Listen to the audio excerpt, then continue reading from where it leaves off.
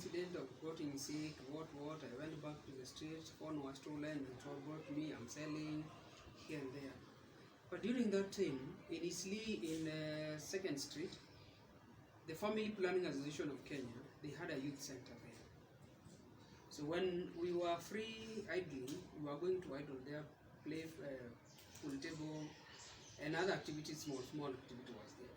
So during that time, I met a guy called Albanas Bunga. He was in charge of the youth center. So, and he found us playing the pool table and said, can you stop playing the pool table and I want to talk to you guys?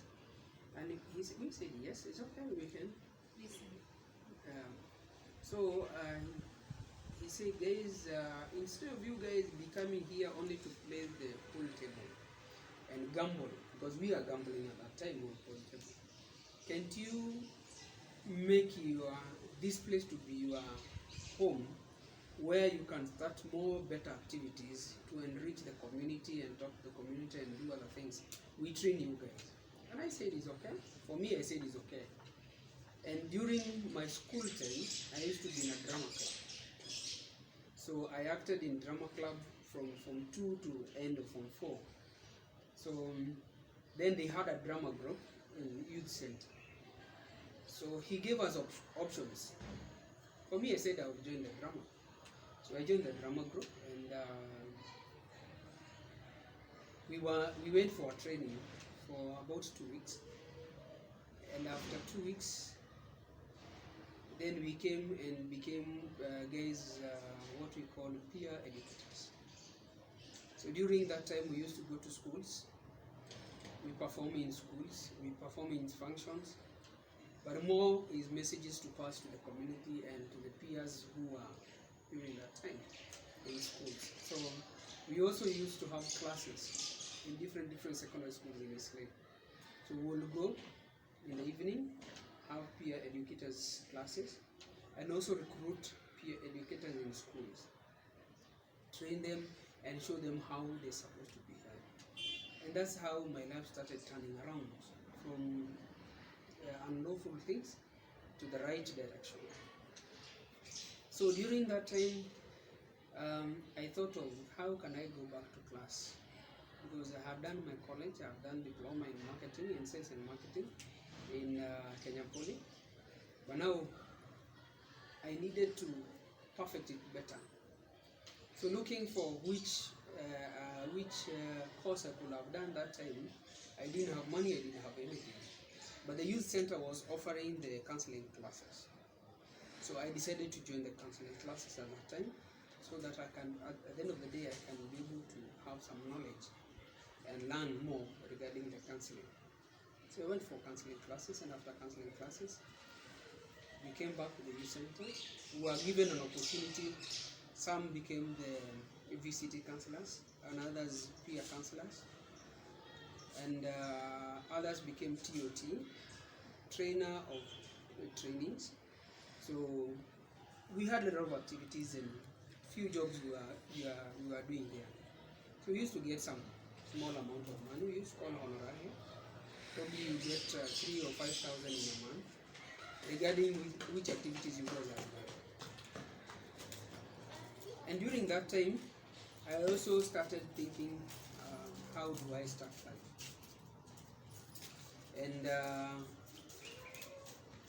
And during that time, that's when, around 2004, I felt that I'm also becoming mature, and I want to get a family. And that's when, and after I got married at that time, life was not easy also. Imagining you have people to feed. You don't have a job, you don't have anything, but now things has become hard. So the small money you are getting, you have to plan yourself with from your center. So at that time, you realize that things became more harder compared to how it was before. Because you know you have a family, they need to eat, they need everything, you have to pay the rent and everything, and everything has to work. So during that time, I started that business, a small business. And a small business was for videos, the CDs. So I was buying the CDs in town, selling the same way, and at the same time I was still going to Nairobi Center. So I was combining the smaller I'm getting in center and the smaller I'm getting From the business. in small business. So for our life to be easy. It was not that easy also. And at one time, I remember I did something for someone. And when I was doing that job I did for someone, he realized that what I have done for him was good because he had a wedding. So he had looking for someone who can take photo in his wedding, and he didn't get a photographer. So a friend told me, you guys have been trying a lot of things in youth center. Can you take photos? They said yes. I've never taken photos. But I said yes. So he told assistants, take this phone, take this camera, and today you are the cameraman. So I took a lot of photos in his wedding, and the guy was so excited after the wedding. The photos were good and were nice. So he was working in some shops inside Uchumi supermarket. So one on the evening he was passing where I used to stay, and he found me sitting outside on a stone. He asked me, "Hey boss, you get a job?" I don't know. I was not at work. I don't have a job. So he looked at me and asked, "Unaweza baba unga?" I said, "Yes, why not? But kazi mzito hiyo." He said, "No, it's okay, I can do it." He told me, "Tomorrow morning you meet me in Uchumi capital, Mombasa." I said, "Okay." So I woke up very early in the morning and I went to Mombasa. So at that time Uchumi Mombasa Road was opening. So they were putting things in shelf, planning and very there. So I worked there for about 2 weeks. The job was very difficult, offloading, loading, and making sure everything is okay. It was very tough because it was day and night, no resting. So I had problems to take care of. I had life to take care of. So no matter how difficult it was, I had to bear with it and work. So after 2 weeks, Uchumi was open, and we were told at that time they had picked 140 people, but we were left 40 only. 100 were already gone because the job was very difficult. So during the opening time, there was a guy called Karaoke, and he was looking people and seeing, writing thing, looking at people and writing. So the last day on Friday, he said that I have a list of people who, those people will call, tomorrow morning you report. Those people who will not hear their names, don't report. So I was lucky my name was found, and the following day I reported. We were given uniform, and we were told you will become packer cleaners. Packer cleaners are those guys who are packing at the till there. They're called packer cleaners. You pack, so your work is packing. At the same time, in the evening, you have to clean. So that's what we're called packer cleaners. Yes. The supermarket is always clean after they close. So that's what we're called packer cleaners. Yes. So I worked for about 6 months, and after 6 months we were stopped for a month or two, and we went back again. I worked for another 6 months. Life was good, life was easy now. Things have started changing. Now I shifted from Isili and came to Lango Kubwa, where I had myself confused home. Confused? What do you mean by confused? It is a single room. Oh. So it is a single room. So whereby it's only you, you can see everything in the house. So the toilet is everything is outside. So now I started stabilizing in life, but unfortunately, before I stabilized completely, things broke hell because I was on off on Wednesday, and during that time my wife was pregnant. Actually, she had left 1 month to deliver. So on that Wednesday, we had gone for shopping for the baby. So I had all the saving that I had saved at that time. We went and did the shopping for the baby, knowing that she's okay now, everything is set. So whatever I'll earn, To be for the it delivery. will be for delivery and taking care of them. I remember it was October, and no, September actually. On Thursday, when I reported back to the office, I found out that termination letter. You guys have been terminated from work. For what reason? There was no reason. So we didn't know about law at that time, that you could have run somewhere and asked who have been terminated and sort of things and so on. In my account at that time, I had left only 5,000 shillings. And during that time, the bank was being chartered in KCB, and Uchumi was only paying him through the Stanbic. And the Stanbic, the low charges you could leave in the bank, or the low amount you could leave in the bank, was 5,000. You couldn't withdraw the 5,000. You couldn't withdraw. It will always remain in the account. So now that means I didn't have money. So I stayed, and after a while I said that, what do? I can't tell my wife I've been terminated, because if I tell her and she's pregnant, things will get worse. So I kept quiet, and so I came and told her I've been given a leave for the next 2 months. So I'll get home. So the good thing that I had some money I had worked for. So after 2 weeks I had to collect that money. It was about 15,000. So I went to collect the money. But now I don't have job, I don't have anything. So we have to eat and we have to live. We have rent to pay. And actually at that time I was paying a rent of 1,700. And it was very difficult to get 1,700 to pay.